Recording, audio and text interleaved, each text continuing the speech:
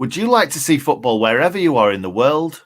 With NordVPN, you can get premium protection online and set your location so you never miss a minute of the content you usually enjoy. Go to nordvpn.com/TSUW to get 72% off a 2-year plan plus 3 additional months absolutely free. Welcome to the Sheffield United Way. My name is Hal, and that guy is Bobby in the background. As you can see, no, I'm he's not. nodding his Bobby head. in the foreground. Bobby in the foreground. Quite He's right, here. Bobby. Foreground does not exist anymore. He's the foreground from now on. Strong words. I mean, you'll quite literally be in the background tomorrow for the watch along. Don't listen to Hal. I'm right, here in spirit. It is a 12:30 p.m. kickoff for the Blades. Back in action. It feels like we've been away for absolutely ages. 17th place, Sheffield United. 4th place, Coventry City at beautiful downtown Bramall Lane. And before we get really deep into it, Bobby, you're going to take us back to the previous match. I am indeed. Blades will probably want to rectify the performance in this next one against Coventry. The Blades started well. 2 minutes into the game, Sheffield United Way's #1 fan, Ryan Brewster, getting his first league goal with a Alan Partridge-esque striker. In this international period, he has been. He's actually did captain the England under-21 side for 71 minutes in their last match against Georgia. Match where Gibbs-White also played, Morgan Gibbs-White, and he played well. But England did lose 3-2 anyways. Blackburn Rovers nearly levelled with Chilean superstar Ben Brereton Diaz with a goal disallowed for offside. Rida Kadra levelled before half-time, and they almost made it 2-1 with Jacob Davenport blazing over Chilean superstar again, Ben Brereton Diaz. Made it 2-1 before Leeds loanee Ian Poveda sealed Rovers the win to make it 3-1, knocking the red and white Wizards down to 17th position. And you've got to bear in mind, the same week, they lost 7-0 at home. It's crazy. I don't want to hear about any more of this. That's absolute nonsense. And we could be even lower, but it's worth mentioning. Move on. Well, absolutely. The team we play after Coventry is Reading, who've had a 6-point deduction. Could end up being 12 if they don't play fair with their financial regularities. That's what you want rather than irregularities. Let's look at last time out that we played Coventry City. It was a 2-0 win in League One. Top of the table Blades defeated what was then bottom club Coventry City. Leon Clarke and John Fleck, both former Coventry players, scored the goals. That was the 5th of April 2017. So that's 4 years since we've last played the Sky Blues. And that was on 41 games that have been played. United sat on 85 points after that win, of course, on the way to what we were hoping was going to be a memorable promotion season. And it was all still to unfold. But I remember that game being just so tense. And Chris Wilder, actually, I don't want to go into it because it's going to make me cry. But a great evening game, a wonderful match that I really enjoyed. So that's all I'll say on that. And Chris Wilder, I don't even know what's happened to him. Let's not speak about that. Who is he? I don't know who he is. I really don't know who he is. We'll find out on New Year's Day. Yeah, should we go into team news? The boss, obviously, is not with us tonight, but decided to pre-record a little something for us. So why don't we check it out? So here's your Sheffield United team news for the Blades versus Coventry City game. So first of all, Reece Norrington-Davies, Ben Davies and Sander Berger all back in training. That's not to say that they're going to play in this game. Some may feature, some may be on the bench, some may not feature. It just depends where they are in their kind of rehabilitation. Robin Olsen has picked up an injury on international duty, a muscle/rib injury. So let's see if he's going to play. Also, Ollie McBurney came into contact with somebody with COVID, so he's currently isolating. So on to my team selection. And this section, would it be possible if it wasn't for SUFC Moments? Thank you very much to them for supplying us with these beer mats. You're going to see in a second what we've done with team selection. So thank you very much. Link is in the description to pick up your own Blades beer mats. Thank you very much. Hope you enjoy. So, first of all, goalkeeper, Robin Olsen. I'm going to go for 5 at the back. So we're going Chris Basham, we're going John Egan, and we're going Ben Davies as long as he's eligible and fit to play in this game. Then I've gone Enda Stevens at left wing back, George Baldock at right wing back. Next up, we've got John Fleck, even though he probably doesn't deserve his place. Ollie Norwood is suspended in this game, so we're going John Fleck on the right-hand side, I suppose. Then we've got Osborne on the left-hand side. And then I'm going to go with Rhian Brewster right through the middle. I'm going to go Morgan Gibbs-White on the right-hand side. And I'm going to go Iliman Ndiaye on the left. What do you make of that? It's different, isn't it? It's really different. Yes, It's quite different. I like it. Yeah, shout out to SUFC Moments. Go to sufcmoments.co.uk if you want to build your team on your echoey table with your beer mats. What did you make of the goalkeeper? The goalkeeper selection? Well, yeah, I mean, we both know that, Robin Olsen is a doubt for this one. And, who better to bring in than the man, the myth, the legend? Wes. League One, Wes. League One West. Are we crazy? League One West. Are we crazy? Are we crazy? Are we crazy? Fabulous to see Wes in goal if he does play again. Obviously, you don't wish an injury on anyone. I hope Robin Olsen's absolutely fine. But if it was me and I'm picking purely on form, League One Wes, last time I saw him was Southampton in the League Cup, and he pulled off the best save of the season. And I just think dropping a player after that, harsh, and we haven't seen too much from Robin Olsen to suggest that he is the best goalkeeper in Sweden. I agree. Good. I thought you would. We'll move on instead to the opposition 11, where they do have a very good goalkeeper, and it'll be great to give him a rousing standing ovation. He'll deserve it. Coventry are a team that can come from behind. They can win. They've gained 6 points from 3 injury time goals this season. And Bobby, one thing we know about the Blades, it's they can concede late. Does that worry you? We can. Of course it does. I remember, we did the Millwall watch along, and of course, Jake Cooper, 90 plus something, I don't know, 2 maybe. It's just an awful way to lose a game, and I don't know, the Blades have become susceptible to it, really. There was that game we were at, though, of course, Derby County at the Lane, and it looked like it was going that way. Yep, but and then flipped on its head. Billy Sharp penalty. So yeah, and that Jake Cooper, you mentioned him there, a nemesis, like a kind of Robert Snodgrass. And in our next game after this, we'll see Andy Carroll, another one who always just seems to cause us problems. But Coventry, a team to watch out for late in the game. They've also had a weird kind of back-to-back series of results. They lost 5-0 at Luton and then beat Fulham at home 4-1. So the championship.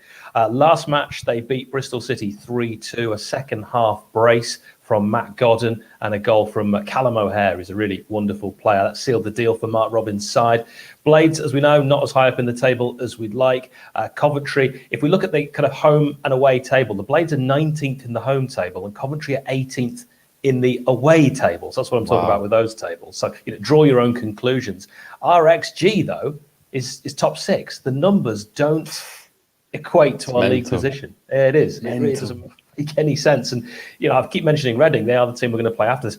If you look at their numbers, and they're defying the numbers, take the points deduction out of it, and they'd be really pushing for the playoffs. But yet their numbers suggest they should be far lower.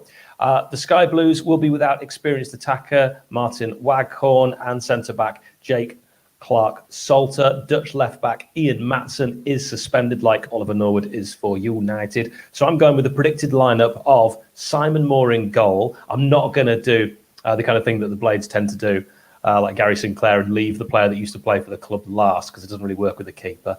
Then Michael Rose, Kyle McFadzean, who was on the books, the youth team at Sheffield United, Dominic Hyam.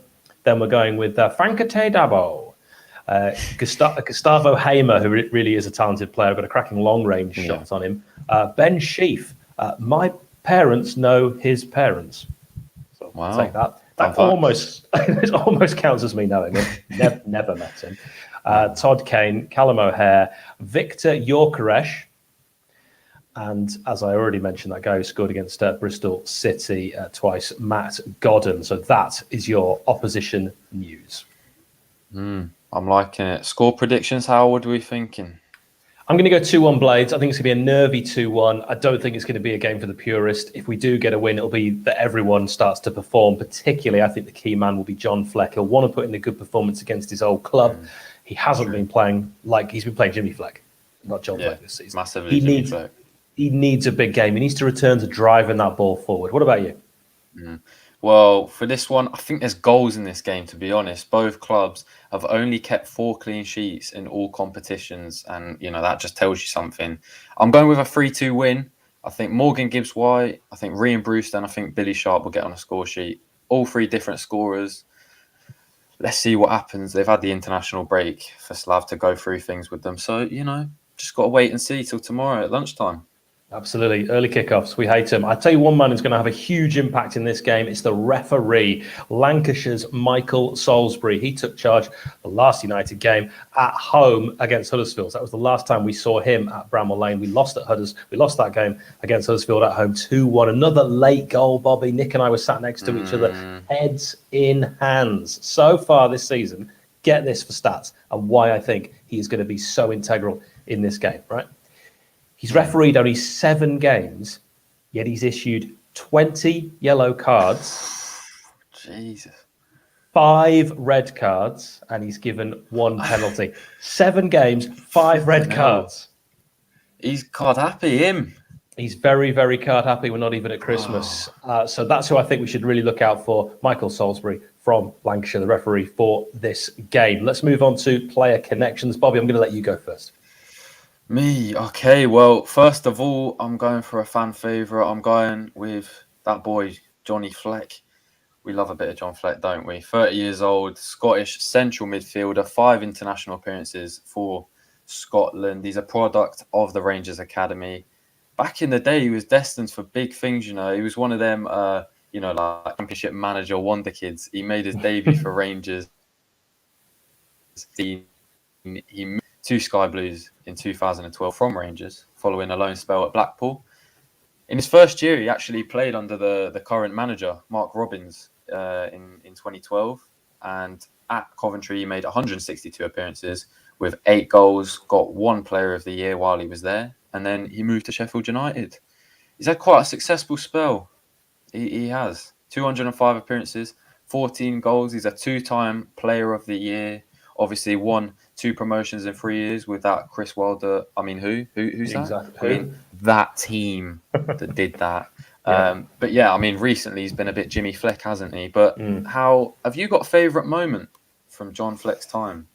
Oh, that's a great John Fleck drinks Iron Brew. He is a Scottish hero on a free from Coventry. And that is where we will leave that song. It's hard to pick a favourite moment. I mean, Northampton, I would maybe pick away just because it was so crucial to seal that promotion, all the fans on the pitch. But I have to say that the highs have definitely outweighed the lows with John Fleck. I'll bring you Michael Doyle, soon to feature on this very channel.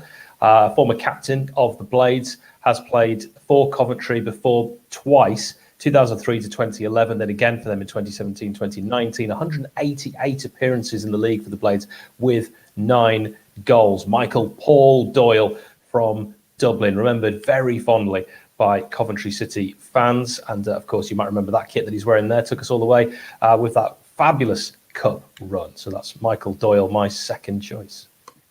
My second. Did you say second choice? The second choice. My second choice is Mark McNulty, 29 years of age, Scottish striker, 2 international caps. Began his career at Livingston and he moved to beautiful downtown Bramall Lane in 2014, aged 21. He made 40 appearances with 10 goals while he was with the Blades. The end of his time, he had loan spells at Portsmouth and Bradford City before moving to the then League Two Coventry, making 42 appearances with a better goal return. Goal return. That's it. Yeah, 23 goals, before he was sold to Reading after playing a key role in his promotion during that season. Currently, he's still at Reading, he's still at the Royals, but he's on loan at Dundee United. So, plying his trade in the Scottish League, his home country.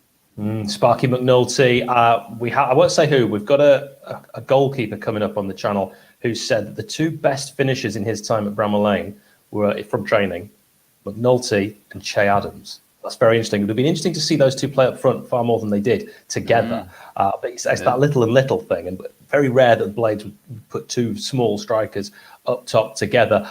You do please in the comments pop your played for both, for Coventry and Sheffield United. Peter and Love, a wonderful one. We could have gone with Nuddy and the Nuddy gloves, but instead I've gone with Leon Clarke, just because he is so synonymous with success for the Blades and really popular at Coventry. Leon's had quite a few clubs, Wolves, Kidderminster, QPR, Plymouth, the Pigs, Oldham, Southend, what else? Preston, Swindon, Chesterfield, Charlton, Crawley, Scunthorpe, Coventry now that we're mentioning them, Wigan, Bury, Shrewsbury, Bristol Rovers, the Blades. You know what? That's not even all of them. He's sporadic with his goals, but with Coventry, a fantastic return. 34 games he played, 23 goals. That's a really, really good strike rate. With the Blades, he played 88 times in the league, got 29 goals. Remembered extremely fondly. I have so much time for Magic Leon Clarke with all those clubs. Bobby, before we go, thanks for doing this. We are doing a watch along tomorrow. We're going to start that at 12, he says. Yes. We've got a brand new Blade joining us for the watch along. So if you're not going to Bramall Lane, do join us for that. I also want to take a moment to mention former Blades defender Terry Kennedy. Bobby, did you hear about this?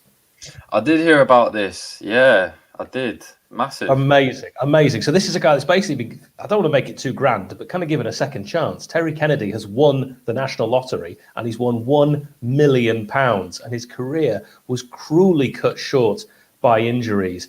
He had to retire at a young age. He's only 28 now. He was a defender who always gave everything, came through with Harry Maguire. I think it's fair to say all of us at Sheffield United Way wish him well. He actually got his first really bad injury. I think it was in a reserve game. The Blades were already winning, was like late on in the game, like into the 90th minute. And because of his desire, he sort of stretched for a ball, injured himself, and then managed to come back and managed to make first team appearances, but never quite the same. And it's so sad that he wasn't able to become the player that I think all Blades know he would have become. So well done, Terry Kennedy. Yep, I'll second that. Thank you, Bobby. Thank you, each and every one of you, for joining us today. We will see you for the watch along from 12 p.m. tomorrow, being Saturday, unless you're watching this on Saturday.